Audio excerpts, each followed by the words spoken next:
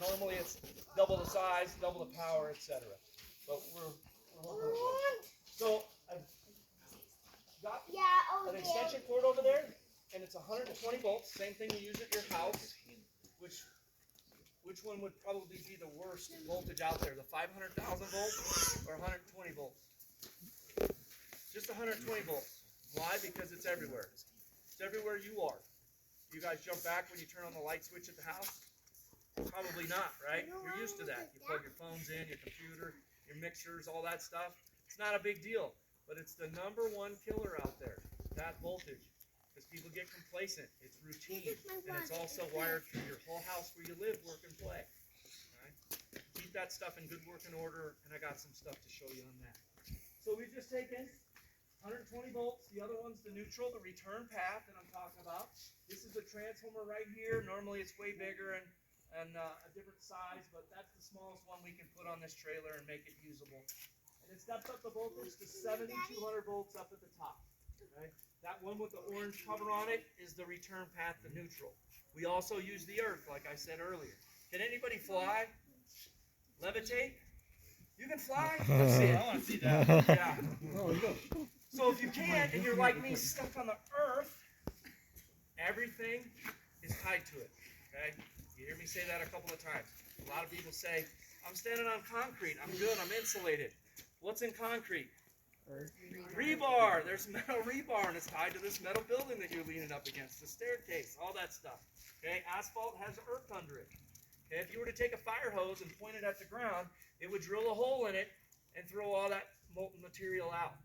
Okay, well, the power line will do the same thing when it comes down until it isolates itself, and then that power line can just sit there until somebody goes to move their car, touch it, the wind blows it, etc. And then when it moves to another area that didn't turn that earth to glass or whatever was there, isolate it, burn it in and clear, now you become the path. Okay? So please be careful for that. So right here, we come over to what you're going to see at the house, this building, same kind of thing. The transformer's out there that feeds this building, and that's what we've tapped into. We just made this smaller and minute so we can drive it and show you. Same transformer there. It's a dumb piece of equipment. It doesn't care which way it's fed. Whether it's battery storage, wind, solar, anything like that, your generator at your house, if you don't put that on correctly, when there's an outage and you hook it back up to this, it can backfeed that transformer, and it's one of the main killers of all electrical workers out there is backfeed. Okay? You got to turn those breakers off when you do that. And if you don't do it properly, you can induce the voltage back out on the line towards us where we're working. Okay? So please be careful of that. So if it is wired right, 7,200 volts in, 120, 240 coming out. And right here is where our jurisdiction stops. Normally there's little connectors right here. A lot of people want us to work in these panels, okay, especially commercial buildings and stuff like that. It might look like 6 or 7 refrigerators, a bunch of switches and stuff in there. We don't own any of that stuff other than the meter, okay, for the most part. So we're not supposed to get in here and start rewiring stuff or moving switches and all that kind of stuff. Okay, but we will be more than happy to come out and help you if you have a problem, and especially if you see this thing arcing, sparking, sounds like popcorn, crackling. You might see smoke coming out of it or sizzling, or it might be super hot to the touch even when it's snowing out. Well, there's something wrong there, and you can call us and we'll come help you out, or we'll get the other utility to come help you out if you live in that area. Because then we can cut the power, take this apart, and see what's going on in there. Get you an electrician, somebody like that, to come take care of it. All right? But we can make it safe, no problem. Get you guided in the right direction. And if you've got questions on that, I'll catch that later. So as far as that goes, this is your meter panel, your breaker panel. Some people have fuses, but most everybody will have circuit breakers in here. Okay? So, everybody ready to have some fun? Oh yeah. I can guarantee you this show is enlightening. Yeah. Definitely brighten your night. That's true. Yeah. So, after all those wonderful jokes, if you guys want to laugh, that's okay. If you don't, I won't be offended if you won't. All right? So I got a little extension cord here, and we've cut the end off it. Please don't do this at home, work, or play, because that's not how it's supposed to be. But I wanted to show you here that this has a neutral, a ground, and the hot leg all in extension cords. They're one of the most, I won't say dangerous, but most causes of accidents is electrical cord safety, and I'll talk about that here in a minute. But I have that hot leg right there. It's to a 15 amp breaker. I'm going to light a light bulb. Whoa, isn't that cool? Whoa. Come Yeah. on, let's hear it. Yeah. That's pretty cool. So that little 60-watt light bulb takes, guess how much to light it as far as amperage? 120. Less than a half an amp. What was that number I gave you earlier? 120. Half an amp, half a second, 120 volts or less is enough to stop your heart. So anywhere there's an extension cord, an outlet, a light bulb, a fan, anything that you have in your house can be what? Deadly. Yeah. You bet. Fatal. Okay? Just by that little bitty wire. It's not the big stuff. It can be anything little or small. Okay? So electricity's happy when it's coming from the source through some kind of a load, refrigerator, AC unit, heater, whatever, and then going back through the ground grid, whether it's to the earth like my little mannequin here, or through the neutral grid, or through the power poles, or whatever circuit it's getting back to. It's just trying to get back to that substation, that power plant, or the little transformer. Okay? But when it's short-circuited, you see that flash? Anybody see that flash? No. Yes. How bright was that flash? I don't know. Pretty bright, right? Oh yeah. This is a 15 amp breaker. Can anybody tell me how hot that was? Hot. Who told you that? Did you tell him? No, Cheater. No, I'm just kidding. somebody's But yeah, seen this before. 5,000 degrees. About what's water boil at? About 212, right? Would you put your hand in a boiling hot water? Yeah. Mm. What do we Yeah. do with that stuff? We cook it. We cook meat. Okay? So at 212 it's going to cook you. How about 20 times that? Okay? In an instant at the speed of light. Okay? You have that at your fingertips. Okay? Don't touch it. Stay away. Keep others away at least 100 feet. Call us. Call 911. Get that checked out before somebody gets hurt. Even if it's a hole in a cabinet or something that looks like it's leaning over, get somebody to check it out, because out here you get a lot of vegetation, a lot of trees, stuff like that, leaning on the line. Well, what happens when the frost comes, the snow comes, or that tree is actually really good because it has water in it. Does water electricity mixes awesome. Wherever that water is, you put electricity to it, it travels wherever that water is, the snow, the ice, etc. Okay, it's a great conductor when it has contaminants in it. Okay, so be careful of that. If you see a tree on a line, call it in, because anybody that comes near that tree could be electrocuted. Okay, I'll let Dave talk about step potential later, because I want to see him do the bunny hop, and you should all want to see him do the bunny hop. Yeah. There's different ways to make yourself safe, and I'll catch that at the end. So, my little light bulb there, 120 volts, half an amp, half a second. So, I have a screwdriver here. It's chromoly.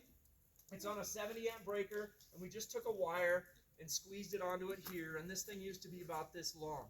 And if you can tell, I can't use that screwdriver anymore. It melts at 2,800 degrees. Okay?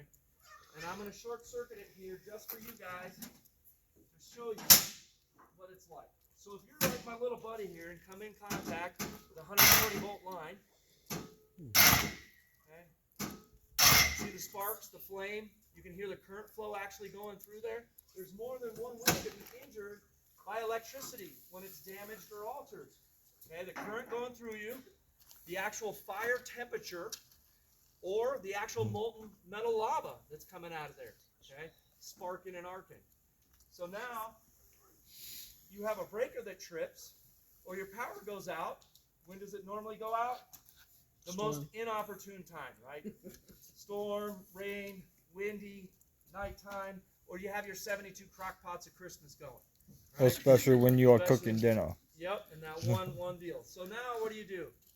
You're going to start looking at your breakers inside the house, or your plugs, or whatever you're doing. Then eventually, if that doesn't work, you're going to come out here. You're going to touch the best ground in the entire electrical system, because all that's bonded to it, and it has all the potential of that transformer. And then you're going to put this other finger up in here. And you probably don't have a 25,000 volt rated hard hat. You probably don't have Z87 resistant glasses. You probably don't have fire retardant clothing or pants or boots. And by the way, I'm not stripping down any farther, folks. It's a PG show. But you get in there, you lift this lid up, and normally they're this long on the regular ones. You can see I've done this a few times. And you stick your face in here, and you start poking around. It might not have this dead front. These might be broken or missing spots, okay? And they're probably not labeled, right? Anybody label their stuff? Anybody check it, do maintenance? Okay, if you do, excellent job, okay? But for the rest of you, move closer, get right up here. So for that, try and get this thing cleared, safe, and made ready. Winter's coming, right? It's like the Game of Thrones. Winter's coming. Okay, be ready. A lot of people have trees growing into this thing. They've got their wood chopped, nicely stacked underneath it. They've got old oil underneath it or something else that might be flammable. Clear this thing out. Normally when the fire department gets there, the first thing they have to do is secure power. Now you might have an old vehicle sticking in front of this or something. You're not only putting yourself in harm's way, but the rescuers also. And that's a bad thing to have the rescuers become the victim. Okay? Clear this thing out at least 10 feet. Make sure it's all sealed up. It's not cracked. It's not bent. It's not coming over. Because once it gets that ice and snow weight, all this stuff will start leaning or moving. Make sure the wires are covered. Okay, they're not touching anything or leaning on a tree or something like that. Some stuff's in the trees, but you can only do what you can. But as far as that goes, make this ready. Make this sealed, covered, and make sure all these work. They have all the switches on them. Label them if you can. It'll help you out. That way you can get in, get out. Get you some clothes, okay, for protection. Get you some kind of glasses to protect you from that molten metal, that flash, that arc. Get you some kind of gloves. I'm not telling you to work hot energized circuits with gardening gloves, but that insulation may save you on that ground, and it also may save you when you put your other hand in here to start switching stuff, because the problem might not be in the house.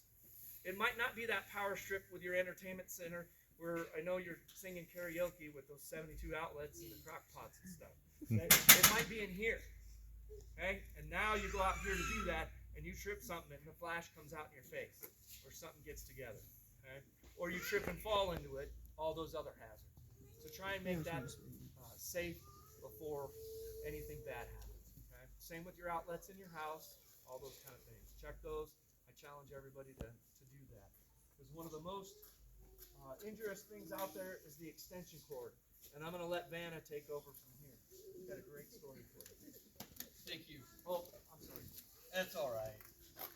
I love it. So I see some of you all brought your loved ones with you, family, whatnot. Please, we're talking about safety here. Electricity's everywhere. Home, work, and play, like we said earlier. And so should safety around electricity. There's over 1,000 electrical fatalities a year, and only 10% or 100 of those are by qualified electrical workers. So this leaves all the accidents happening at home, work, and play. You know, so please, let everybody know about this message. So we're going to go to one of the leading causes here, as we were talking about earlier. The old extension cord here. Everybody knows how to properly unplug it, right? You get about 5 feet behind that cord and just yank on it until it comes out. Yep. Now grab a hold of it by the plug. It should be nice and tight. Pull it out by the plug, not back here. These things don't roll themselves up either, do they? You got to actually roll them up yourselves. Does anybody inspect them when you're rolling them up? Probably not. We're just going to leave it for the next person to grab a hold of and possibly get injured. So, since Troy brought me into this, I started thinking about this, and it started hitting home. I mean, I've been doing this stuff, kind of work, for over 35 years. I never gave much thought to it because, hey, I'm a trained professional, you know? So, I went home, he challenged me to think about it. This is my extension cord I got from the house. So I started thinking about it. What kind of problems did we have with that? You can see how I unplug it 5 or 10 feet behind there, because I'm not going to walk. It's hot down here in Arizona. I know I'm just going to yank it. I'm not going to walk an extra 50 feet to unplug it. And I'm just going to drag this around everything because everything around Arizona stick stabs, stings, or bites you. So I'm dragging this around cactus, rocks, whatnot. Notice a little spot where a little bit of piece of wire was showing. Good enough. I put electrical tape on there. That fixed it, didn't it? Yeah. Is it waterproof? Absolutely not. As I was blowing off my patio, getting ready for a pool party, that little part dropped into the water, tripped the breaker. And I was very lucky that nobody was in the pool at the time, one of my loved ones. But there was another thing that was also a savior right there, was that annoying little thing that's exactly the thing that you have to keep pushing because it keeps tripping. That was the only thing that was actually implemented to help save a life. Those breakers aren't there to save a life. They're there for equipment protection only. So the GF5s will trip at 1/13 of a second. Regular breakers, about 1/5 of a second. So since the 80s, when those were implemented, they saved over 80% of accidents at home. 80%. So if you have one and it keeps tripping, don't keep pushing the button. Find out what's going on with it. You take that thing out of service or whatever. Get somebody over there to look at it. Don't keep mashing the button. So a couple little stories real quick before I get to this breaker again. You can look them up on YouTube. They're about extension cords. There's a young man. He was getting ready to go off to college. Just graduated, getting ready to go. Mom and Dad are really happy. It's the first child that's going off to college for him. He's out there washing his car. This is back in the day when there was the old camcorders, the big ones. They had the big boom boxes too, not the iPods or anything else. Mom and Dad's out there with this big VCR recorder, recording brother and sister out there washing his car, throwing sponges, hosing each other down. Young man wants to go over and change the radio station. He reaches down, touches that little part of that metal on that boom box, flinches, falls over, and is not able to be resuscitated. Second one actually happened to an APS employee. He was getting ready for another pool party, getting his yard all done. And he remembered he had to go work on his pool. He had to change his pool light. Got that. He didn't clean anything up yet. And he reaches down in, touches that water, gets shocked, gets electrocuted. All right. So both of those things, those stories had something in common, just as mine did. There was water involved and the extension cords. So whatever those things cost nowadays, it's not worth anybody's life. Get rid of them. Get them fixed. It's not worth it hurting anybody. Now another story about breakers. We talked about those not being there to save a life, right?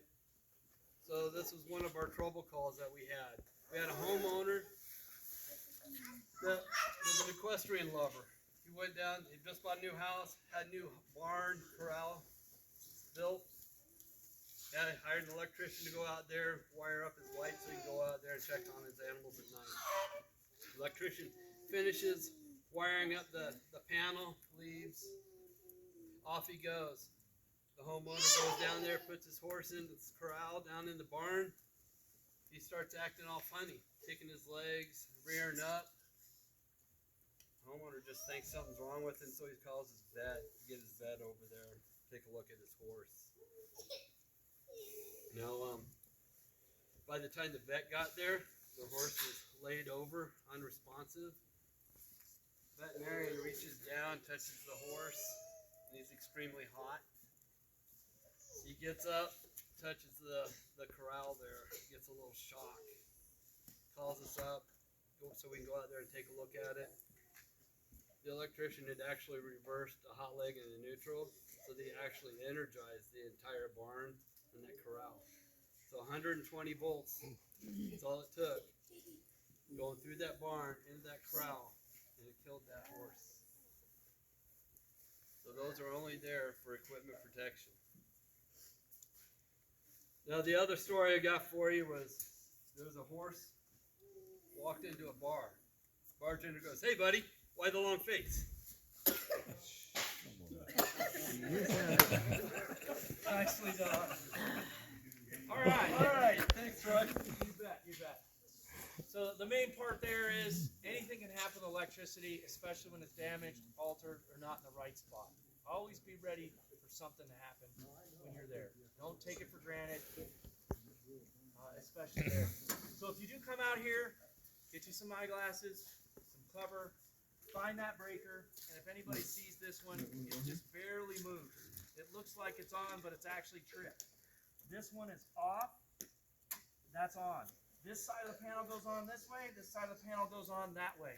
So people don't understand that, and they put all to one side and one to the other, and then they're saying, oh, APS sucks, we got no electricity again. Okay, but it's actually this. This is one of the #1 causes of power outages or just breakers tripping. It's not a big deal. We'll come help you out. So if that does, push it all the way over, you'll hear it snap. You don't have to look at it. Okay? Look away, step away.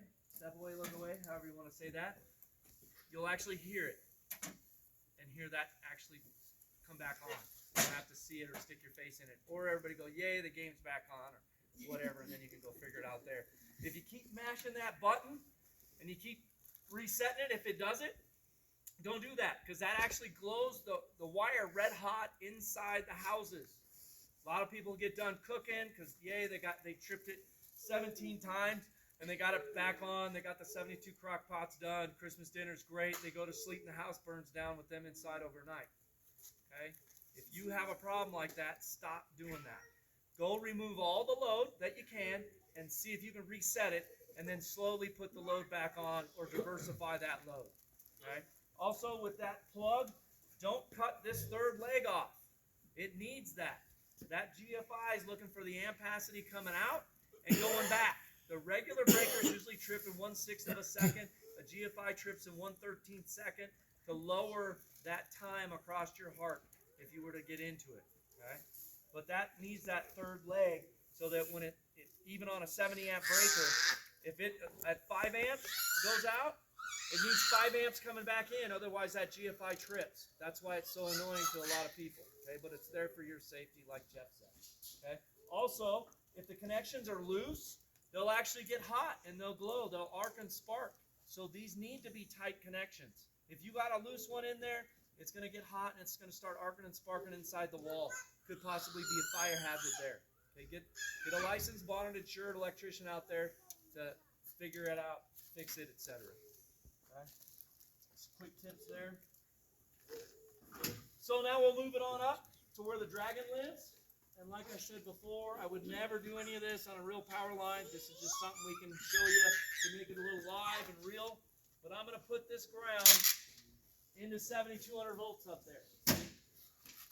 Here we go. You guys thought I was going to do that, didn't you?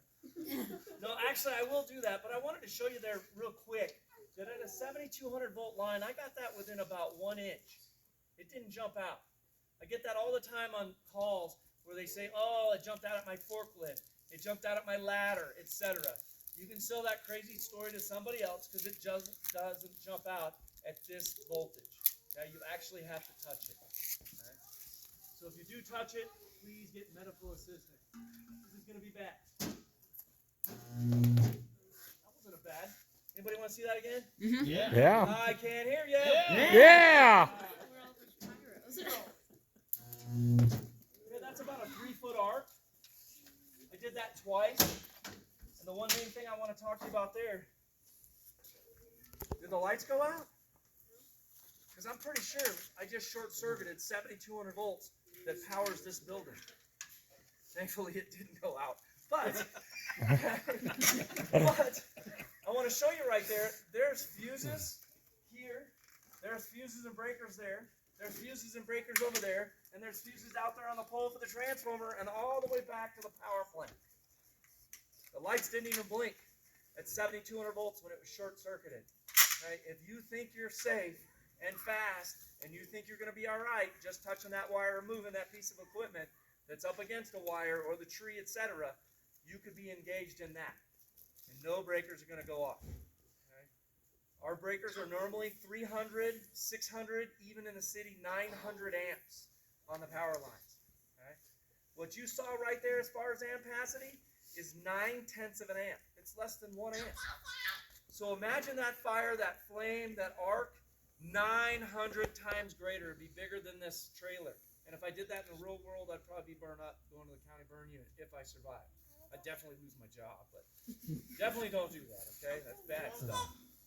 Okay? So we also have a hot dog, a grapefruit, and all that kind of stuff. That's where we get the name, the weenie wagon. We also call it where the dragon lives because it's louder than a rock concert.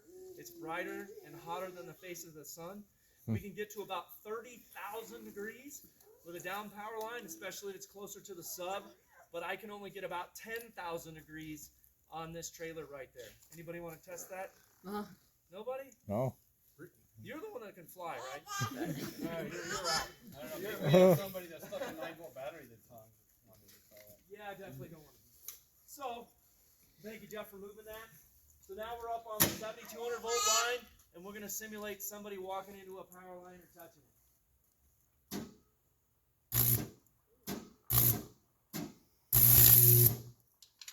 Did that 3 times? Any lights go out? Fuses, breakers trip? No. Nothing. It just saw it as load. Or a fast way to cook your hot dog if you're in a hurry.